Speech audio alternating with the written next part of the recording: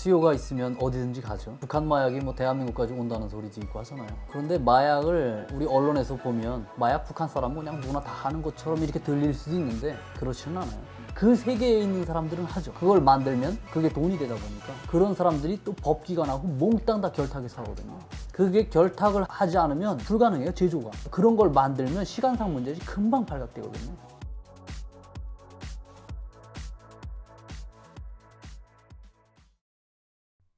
그럼 먼저 영상을 시청하고 이야기를 이어가도록 하겠습니다.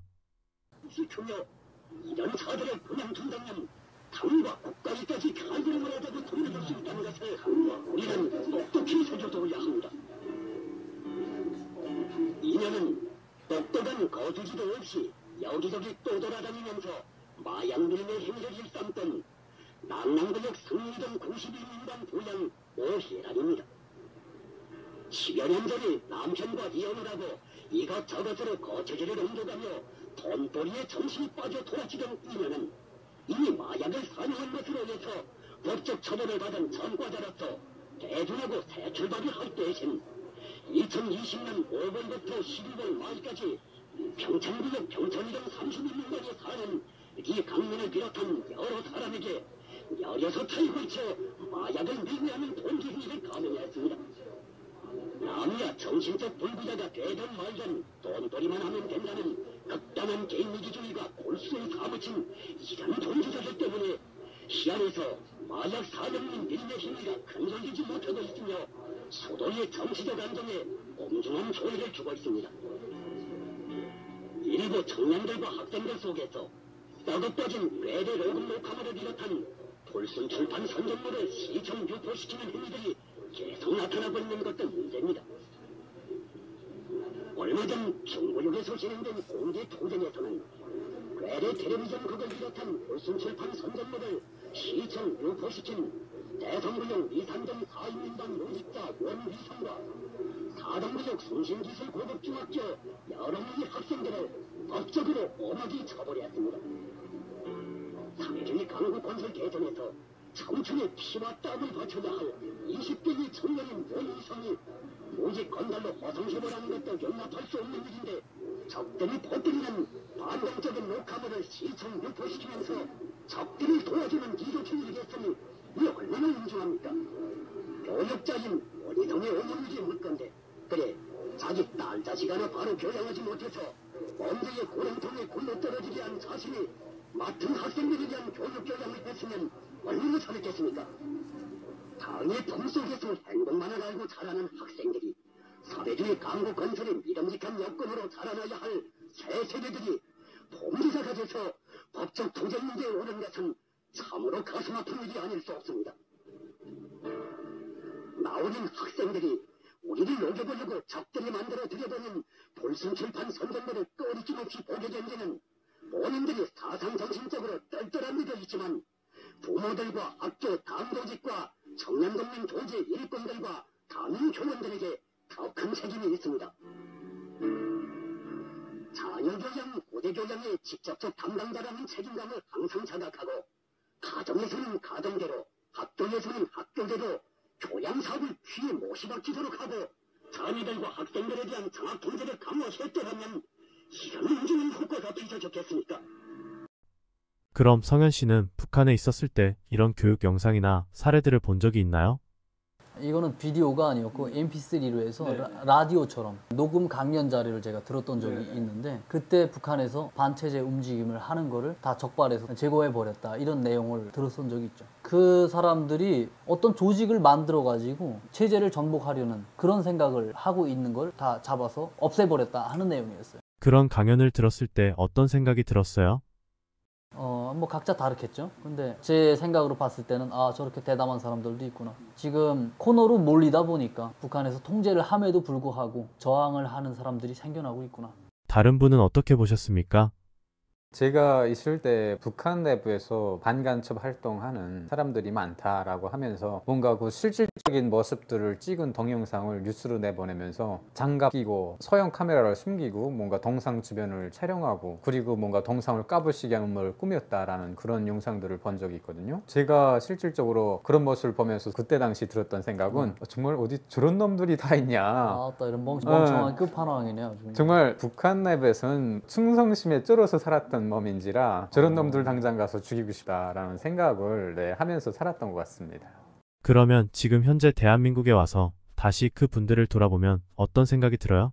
지금 그분들에 대해서 평가한다면 정말 너무나 감사한 분들이었구나. 내가 이때까지 너무나 뭔가 우물안의 개구리처럼 살았던 나의 모습을 또는 저와 같은 북한 사람들에게 뭔가 새로운 빛을 주려는 그런 사람들이었구나라는 생각이 지금은 들죠. 진정으로 깨달았네요. 네. 북한의 마약은 함흥이라는 곳에서 많이 유통되었다고 하는데 이게 평양까지 마약이 확산되었나요? 수요가 있으면 어디든지 가죠. 북한 마약이 뭐 대한민국까지 온다는 소리지 있고 하잖아요. 그런데 마약을 우리 언론에서 보면 마약 북한 사람 그냥 누구나 다 하는 것처럼 이렇게 들릴 수도 있는데 그렇지는 않아요. 그 세계에 있는 사람들은 하죠. 그걸 만들면 그게 돈이 되다 보니까 그런 사람들이 또 법기관하고 몽땅 다 결탁해서 하거든요. 그게 결탁을 하지 않으면 불가능해요, 제조가. 그런 걸 만들면 시간상 문제지 금방 발각되거든요. 뭔가 냄새도 나고 이래가지고. 근데 그 함경도 지역에서 나름 돈 좀 만진다 하는 사람들은 권력자가 아니고서는 대부분 마약과 연관된 사람들이 그런 확률이 상당히 높죠. 북한에서 마약을 하는 상당히 많은 사람들이 법관들과 연결되었다고 그랬잖아요. 법관이나 이런 사람들은 뒤를 봐주고 자기들도 마약을 하는 건가요? 실제 하는 사례는 좀 적죠. 제가 그걸 잘 모르겠는데 근데 마약 중독이 한두 번 해가지고 이렇게 중독까지 이어지는 것 같진 않아요. 마약이라는 게 보통 삥두라는 걸 이야기하는데 장거리 운전하는 사람들이 이 마약을 많이 하거든요. 이게 마약을 하면 졸음이 없어진다? 각성제, 커피 같은 그런 걸 하고 있거든요. 그래서 그걸 좀 많이 하다 보면 중독되죠. 그렇지 않고서는 중독까지 가는 경우는 드물다 하는 거죠. 평양에서 마약이 어떻게 유통됩니까? 지방에 있는 마약들이 평양으로 올라가는 거겠죠? 그 새끼들 보고를 안 해가지고 제가 디테일한 거는 모르겠네요. 새끼들 그 보고를 빨리빨리 해야 되는데. 제가 알기로는 북한에서는 일정량의 삥두라고 하는 병치료용으로 사용할 수 있게끔 허락이 되어 있거든요, 북한 내부에서. 그래서 삥두를 가지고 병치료를 하는 분들이 있어요. 근데 그 분들이 대부분 마약에 엄청 많이 노출되어 있는 사람들인데 그 사람들은 안전부라고 하는 여기로 말하면 경찰서죠. 경찰서에 가서 승인을 받고 일정량만큼만 가지고 있는 것을 확인받은 다음에 그거 가지고 다니면서 병치료를 해요. 근데 그 병치료를 하다가 너무 과해지면 중독이 되거나 병치료를 받다가 끊으면 몸이 아프고 막 힘드니까 이제 마약을 계속 찾게 되는 거죠. 근데 그걸 어디서 사느냐 하는 게 문제잖아요. 그 어디서 사느냐 문제가 글쎄요, 그거를 잘 모르겠지만 제가 생각하기에는 뭔가 의료기관에서 나오는 거로 제가 알고 있거든요. 제가 알고 있기로는 그거하고 좀 다른데 병원 정문들의 디아제팜을 철저히 관리할 때 대하여 하는 포고문이 여러 개 나와 있었어요. 디아제팜하고 삥두하고는 다른 계열의 약 같아요. 디아제팜은 환자들이 치료의 목적으로 사용되는 경우가 많은데 이거를 암암리에 의사들이 팔아먹어가지고 이게 마약처럼 유통되다 보니까 그걸 엄격히 통제하라는 포고문이 나왔었고 그리고 삥두도 치료제로서의 뭔가는 있는 것 같아요. 근데 그거를 어디 합법적으로 가서 살 수 있는 그런 거는 없는 걸로 알고 있어요. 함흥에 마약을 제조하는 칩이 그렇게 많아요? 제가 저 집 마약한 이렇게 알 수는 없고 그냥 느낌상 저 집이 마약하는 것 같다. 그 옆을 지나가면 이상한 냄새 같은 게 나는데 제가 그 냄새가 뭔지는 잘 모르겠어요. 그 냄새를 제가 분간할 수 있는 정도의 전문가는 아니에요. 소문의 그 마을들에서 저 집 마약하는 것 같아, 삥두 제조하는 것 같아, 이런 소문들이 돌죠. 북한에서 이야기하는 게 그거잖아요. 자꾸 서로 감시하고 대중의 각성된 눈으로 숨어있는 불순분자들을 적발해야 된다 이러잖아요. 근데 동네에 있는 사람들이 서로 알죠. 그거 하면 분주하게 움직인다거나 때 아닌 때 연기가 난다거나 그런 현상들을 보면서 주민들이 직감하는 거죠. 그리고 이제 영상을 보여줬잖아요. 막 수갑 철컥철컥 채우고 나가 가고. 제가 함흥 시내에 있을 때 매일 아침에 첫 방송을 하거든요. 삼방송이라고 아마 북한 사람들은 다 알 거예요. 그걸 틀어놓는데 그때 계속해서 어디 동사무소 누구는 이렇게 이름 실명 다 거론하면서 어떠어떠한 잘못을 하고, 이거를 그 시간에 한 10대 명 불러요. 이름 혁명적 정신이 다 빠져가지고 이렇게 적들이 바라는 대로 이렇게 행동한다 이야기를 하거든요. 근데 지금 보면 어떤 분들은 북한에서 이렇게 실명을 거론하느나, 근데 실명 거론 안 하면은 저게 효과가 없어요. 북한이라는 게 그래서 인권이 없고 하는 거잖아요. 우리는 뭐 연쇄살인범도 얼굴 이렇게 잘 드러 안 내잖아요. 근데 북한은 그냥 뭔가 잘못하면 대중 앞에 그냥 세워서 얼굴 그냥 공개해버리죠. 그걸 사람들이 두려워하는 거죠. 최근 들어 공개 처형 사례가 증가하고 있다, 이런 얘기가 나왔는데 북한에 계실 때 공개 처형이나 이런 걸 목격한 적 있나요? 제가 공개 처형 직접 본 사례는 없습니다.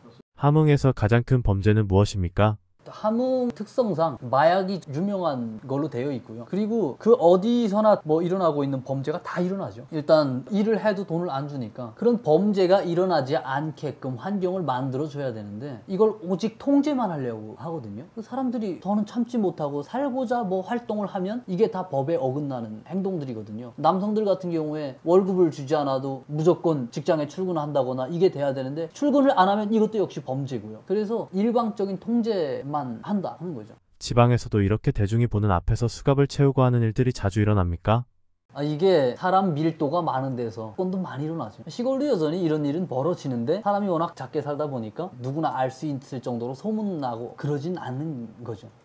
그럼 체포를 하거나 단속을 하는 법관들은 한국 드라마나 이런 걸 보나요? 보죠. 그 사람들은 공식적으로 이야기하죠. 보이부나 이런 사람들은 내가 봐야 너를 잡기 때문에 내가 먼저 보는 거다 이렇게 이야기하고, 그리고 법률관들이 DVD나 뭐 SD카드 이런 걸 회수해서 집에 가져가서 와이프도 보고 자네들도 다 한 바퀴 보고 그렇게 하고 소각 처리되면 되고 이런 식으로 가는 거죠. 결국 이렇게 수갑을 차고 군중투쟁의 대상이 되는 사람들은 고위층의 자녀들은 아니고 힘없고 백없는 서민들의 자녀들이라고 봐야겠군요. 그럴 경우도 있고 내부에서 권력투쟁이 자꾸 벌어지거든요. 나를 불편하게 하는 어떤 존재가 있어요. 그러면 슬그머니 가서 뒷목을 무는 거죠. 그 집에 아들, 딸 이렇게 딱 잡아가지고 이런 데 보내면 아빠, 엄마는 다 파면되고 이러기 때문에 그런 식 권력투쟁도 날 법하죠. 해외에 나가서 일하는 북한 사람들은 한국 드라마를 접할 기회가 많을 것 같은데 실제 해외에 있는 사람들은 한류 드라마를 자유롭게 볼 수 있습니까? 해외에 있는 장교들은 이제 스마트폰을 사용하다 보니까 또 접할 수 있는 기회가 있는데, 그런 사람들의 스마트폰은 함부로 봤다가 제가 있을 때도 어떤 장교가 영상을 마음껏 시청하다가 잡혀서 북한에 북송까지 됐었는데요. 그 경우는 보고 뭔가 다 삭제해버리면 모르겠지라고 했는데, 해외에 보면 북한에 해커들이 나가서 이제 영업활동을 하는 친구들이 있는데 핸드폰을 다 해소해서 포렌식 같은 걸 시키거든요. 핸드폰 사용 내역을 쫙 다 뽑는 거예요. 그러면서 거기서 한국 드라마나 어떤 이상한 성취물을 봤다라고 하면 이제 출처를 캐고 조사를 하는 건데, 그렇게 해서 걸리는 사람들이 많기 때문에 장교들도 인터넷에 혹여라도 자기 모르게 접속될까봐 엄청 겁나하는 그런 상황이라고 볼 수 있습니다. 그러면 해외에 있는 사람들이 국내에 있는 사람들보다 탈북할 기회가 더 많은가요? 그게 이제 핵심 포인트인데, 외교관 분들이잖아요. 일반 노동자들은 자유가 없습니다. 엄청 꽉 잡고 있기 때문에. 근데 대사나 참사, 외교관 같은 경우에는 북한에서 공식적으로 허용을 해줘요. 자유롭게. 뭐 물론 내부 규정상에는 혼자 움직이면 무조건 통역원과 같이 움직여라라고 하지만 유엔 제재로 인해서 통역원이라든가 부차적인 성원들이 외국에 나갈 수 없기 때문에 외교관들은 단독으로 자유롭게 행동할 수밖에 없어요. 그게 허용된 상황이고, 그러다 보니까 그런 자유 속에 있는 분들이 탈북이 가능한 거지, 자유가 없이 집단 생활을 하고 일명 노동자 출신들은 탈북하는 게 힘들고, 그런 사람들은 뭔가 그래도 조직 내에서 눈이 많이 이제 반짝반짝 돌아간다라고 말하죠, 북한에서. 그런 사람들이 탈북을 하지 않나 그런 생각이 듭니다. 그 해외에서 탈북을 하기 힘들다 하는 거는 결심을 하기가 힘든 건가요? 아니면 거기서 벗어나는 게 힘든 건가요? 제일 첫 번째, 결심이 가장 힘들죠. 그렇죠. 결심. 해외 나갔는데 부모들은 다 먼 가족이 북한에 있는데 탈북하겠다? 이거는 정말 인간으로서 상상하기가 좀 힘든 결정이고, 두 번째는 그럴 만한 여유가 없어요. 너무 바쁘게 일을 하고 조직체 규율이 엄청 강하기 때문에 탈북이라는 그 단어 자체를 떠올릴 수가 없습니다. 그러니까 자기만의 그런 앞으로의 계획이라던가 이런 걸 상상할 수 없는, 다람쥐 채바퀴 돌리는 것처럼 돌리니까 그럴 여유를 못 가지는 거죠. 외국에 나가면 하루에 2-3시간씩 자면서 일을 해야 됩니다. 북한에서 있는 게 한참 행복한 거라고 이제 해외 나간 노동자들은 말하거든요. 그러니까 자본주의에 나가면 자본주의 룰대로 더 그렇게 거더러 피곤한 상황에서 살기 때문에 탈북? 이런 걸 상상하기가 참 어렵죠. 아까 영상을 보니까 본인들이 처벌을 받는 건 괜찮은데 가족들의 개인정보는 물론이고 주위의 사람들까지 다 공개했잖아요. 이건 왜 이러는 건가요? 그게 연좌제의 일종이죠. 네. 그 한 명만 하면 본인 하나만 밝히면 충격이 조금 덜 할 수 있잖아요. 근데 충격을 극대화하는 거죠. 그 북한 수법이죠, 그게. 사실 그런 거를 주변에서 제가 학교 다닐 때랑 일어났던 일들을 다 녹화물에 담지 않았을 뿐이지 이런 일은 계속해서 있었고 앞으로는 더 많이 일어날 거죠. 예를 들어서 제 학교 다니던 옆에 중학교 어떤 군인이 입대를 했는데 신병 받는 그 기간에 나는 군복무 못 하겠습니다. 난 진짜 못 하겠습니다. 하고 포기를 했어요. 그러니까 이 애가 너 집에 가 하고 북한 표현으로 배낭 거꾸로 매서 이제 집에다 보냈는데 그 친구의 아버지가 보안원을 했거든요. 그래서 북한 노동당에서 아버지를 아들 교양 잘못했다고 출당 철직시키고 직위 다 해제시키고 그리고 교장도 다 해임됐어요. 청년동맹 지도원 이 사람들도 다 해임시켰거든요. 이런 걸 이제 다른 학생들에게 보게끔 하는 거죠. 그래서 그런 친구들이 학생들이 딱 보면 아 나로 인해서 뭐 아버지라던가 그리고 학교의 교장이라던가 이런 지역 사회에서 내가 매장이 될 수 있겠구나. 이런 위구심을 강하게 심어주는 거죠. 북한 군인들이 군대에서 한류 드라마를 본다는 이야기가 있더라고요. 심지어는 어떤 군인이 단속하는 사람들이 들이닥쳤는데도 전혀 당황하지 않고 할 말을 다 하는데 그 사람은 엄청난 백을 가지고 있는 건가요?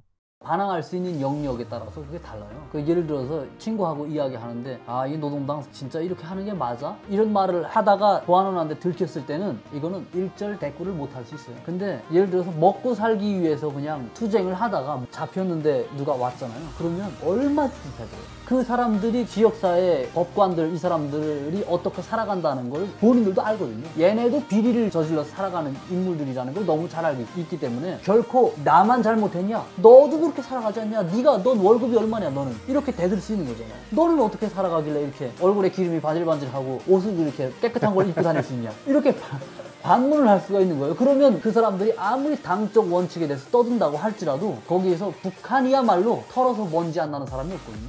그 땅에서 생존하고 있다. 이런 사람들은 과반수가 다 법을 어겨야만이 살 수 있기 때문에 누가 더 크냐 작냐 이 차이겠죠. 그러니까 그냥 과감하게 대꾸하고 반항하는 거죠.